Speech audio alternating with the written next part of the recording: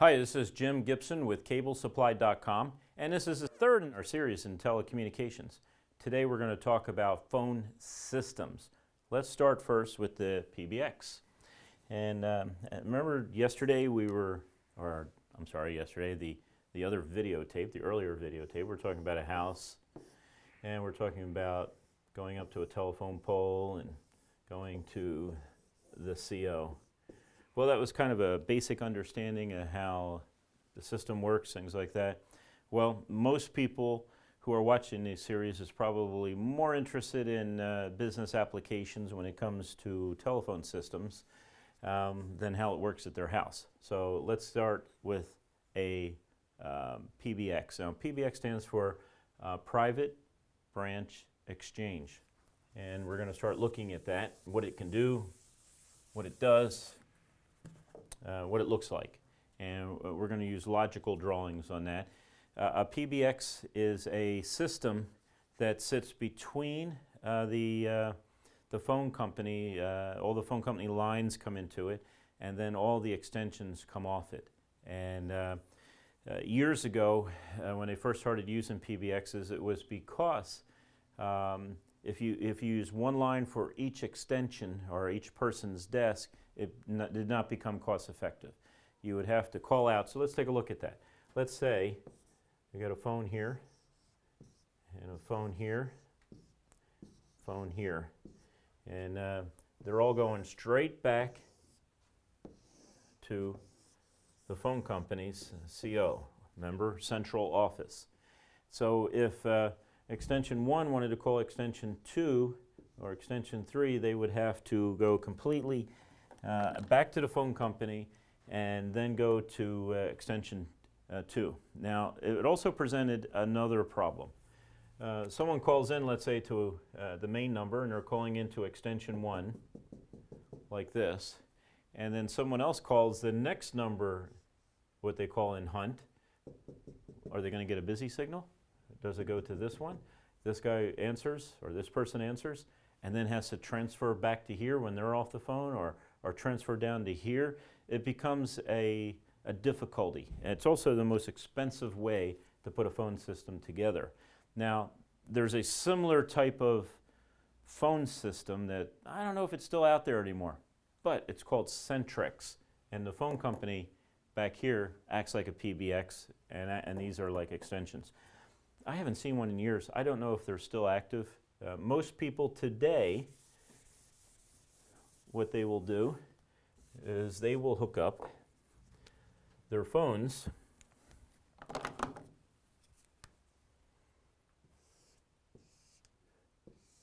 to what's called a PBX. And these now become extensions off the PBX.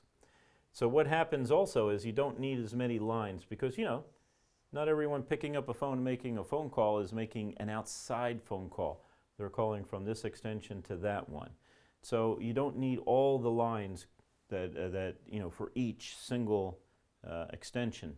Now, each single extension does need an extension number, and usually that's a 2 to 4 digit code, unless, of course, you're calling someone like Dell, then it's like 8 digits long. But in this case, this is just an example of 3 extensions. PBXs sometimes can get very large, into the thousands. But they tend to save money for the business because the business does not have to put a line to every single phone. And it's also more flexible, as I just explained. So this is how this is what a PBX does in between. Now, some people say, well, how do I know how many lines I need for my phone system? If you're thinking about buying a phone system or you're installing a phone system, how do I know how many lines that I need?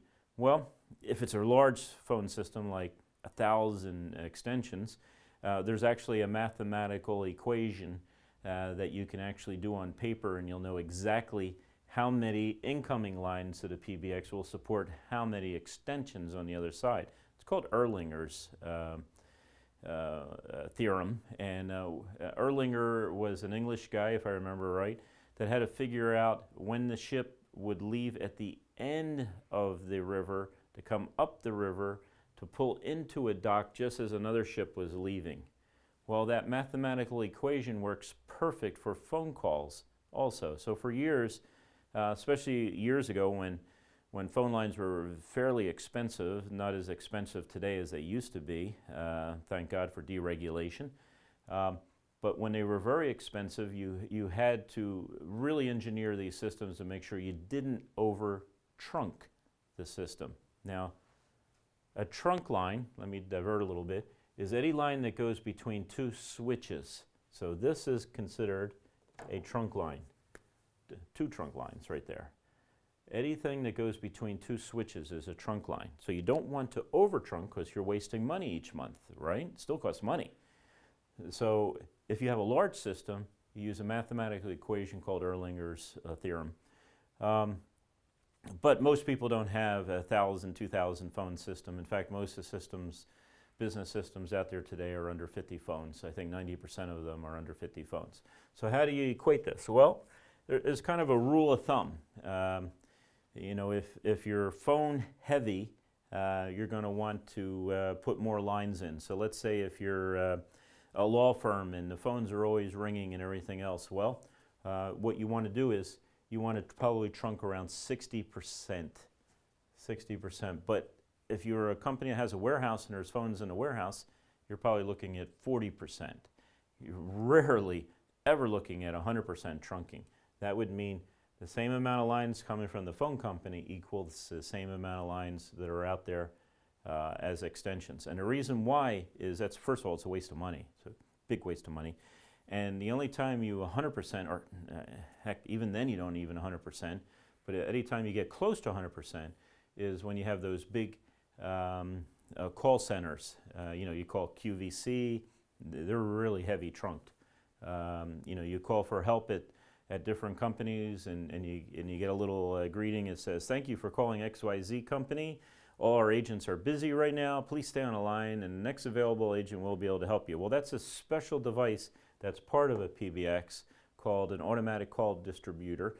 And the ACD handles all the calls. When you have a call center like that, and a call center is not only that, but it's people who are dedicated just to answer phone calls. That's all they do is answer phone calls all day. Then you're getting close to 100% trunking, 90 to 100% trunking. But if you hit 100% trunking, you most likely have misconfigured your phone system. Now, I know some of you is watching this are going to say, but ours is configured 100% and we need 100% trunking. Okay, you can be the exception. But the majority of people don't need 100% trunking. 60% trunking is considered high. 40% is considered, anything less than 40% is considered small. So think of your mix. What type of person sits at a desk typing all day? Does he or she answer the phone a lot? Is it a phone intense location? Don't know. We don't have a lot of lines, but we have a lot of extensions because we don't get a lot of phone calls because our customers order online. So the only time we hear from our customers is if they have a customer service question. So the phones don't ring all day here, but in your office maybe they do. Now, a way to determine that you don't have enough phone lines, trunk lines, going into your PBX is the way to determine that is, you know, if you have complaints, people are saying, boy, I'm getting busy signals. Well, that means that you don't have enough lines. Or maybe your system's not big enough. That even if you got more lines, you wouldn't have enough people to answer all the lines, to answer in such a way that's timely. And there's ways to train your employees to answer timely questions when they're at their desk, and how to get right to the point, things like that. It's called coaching. And there's ways to design a ACD in such a way that you know how to staff a call center. But let me tell you, if you're dealing with large ACD, you know how to staff your call center if you have one of those. I'm just giving you some background in that. And there are softwares that would actually tell you how many agents you need in a call center. Not to get diverted, let's stay on track. So you have these lines coming in according to your industry. Again, it's different for each industry based on phone usage. But you can have a lot of lines coming in. There can be, you know, hundreds, maybe even thousands of lines. And of course, you just have more and more phones, extensions out here. Well, these lines just aren't sitting out there doing nothing. they have to be arranged in a proper order. So what you need to do is you need to have what's called a hunt group. And a hunt group is lines that if the first line is busy, it goes to the second. And if these two lines are busy, it goes to the third. And if these three lines are busy, it will go to the fourth line. So the phone system knows that if these are busy right here, that it just routes the call to the next one. And if that one's busy, routes the call to the next. And then, if all lines are busy, does a quick check all the way back to the beginning to see if there's any open lines in between. But there's a certain order that that phone company checks your lines to send you a call. Now, your customer only sent you, or only dialed one number. And that number they dialed is called the pilot number. And that's your first number in your hunt group. That's called a pilot number. So they may dial that number, 760-439-5200. That's our pilot number in Nova. So if someone's on that line, then they go to the next line. Now, you know what's interesting is the only number you should be concerned about when you're ordering lines, and in the next segment we're going to talk about ordering lines, but the only number you should be concerned about is making sure you get a good number here with a lot of duplicates. See, it's 5200, and sometimes you have to push the phone company a little bit to get the number that sounds good. Try to stay away from something that just sounds really random. Also, some people say, well, you know, I sell shoes, and so I want the number that matches the word shoe. Okay, well, be careful with that, because sometimes people don't remember that. Just know your number is really random. So you want a good pilot number. Now, the other numbers, it really doesn't matter what they are. It can be anything, because you're never going to publicize those other numbers. You're only going to publicize your pilot number. And of course, as a side note here, fax number.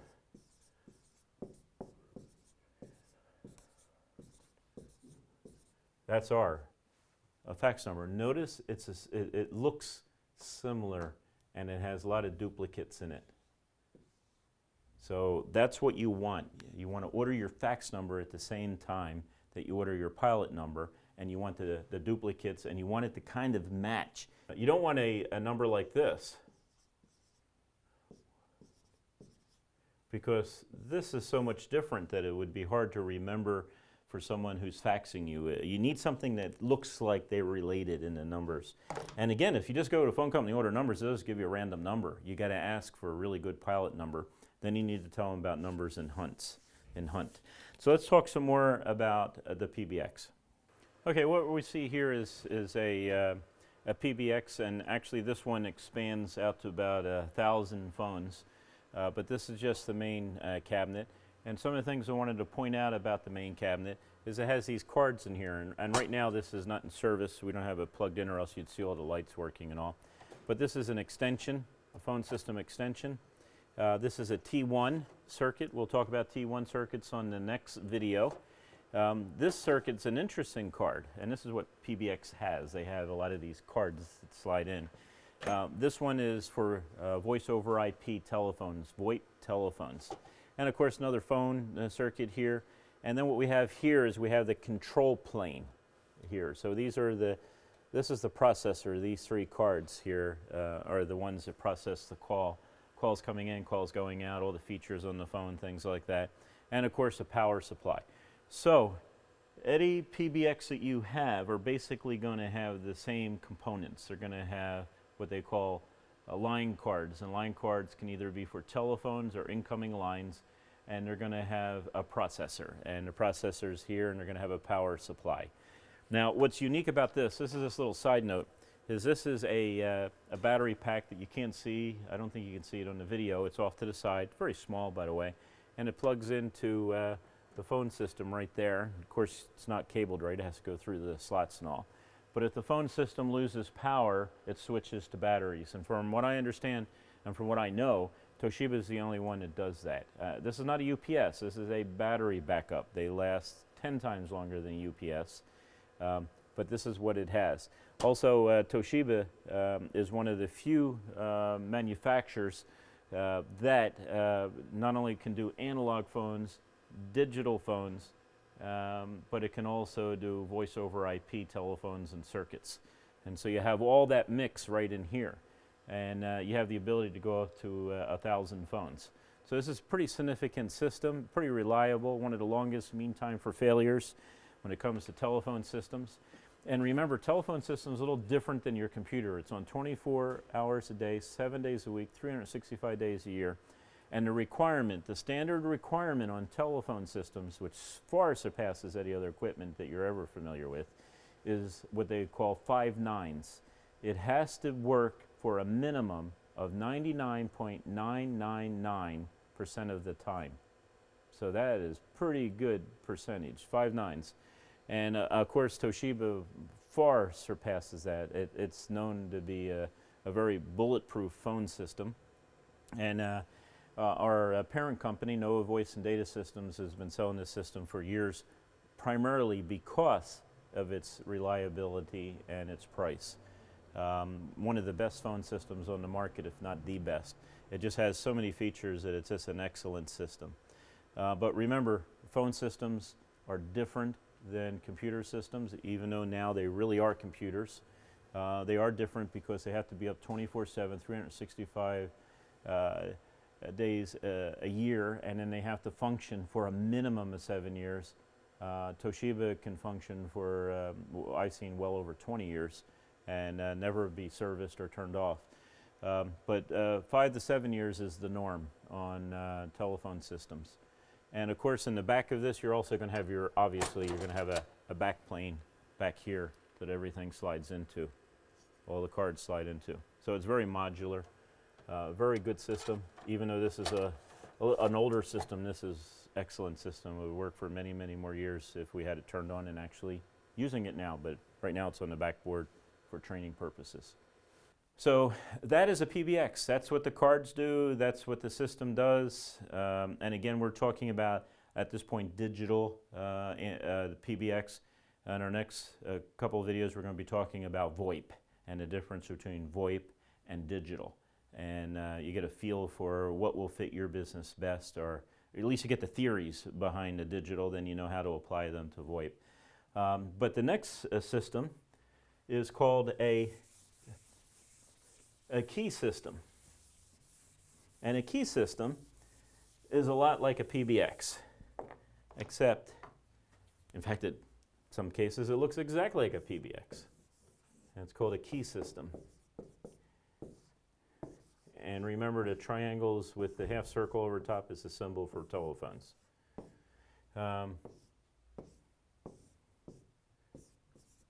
So a key system is usually a smaller type of PBX. And the difference between a key system and a PBX? Well, a PBX normally have what's called PBX functionality. So that means if you want an outside line, you dial 9.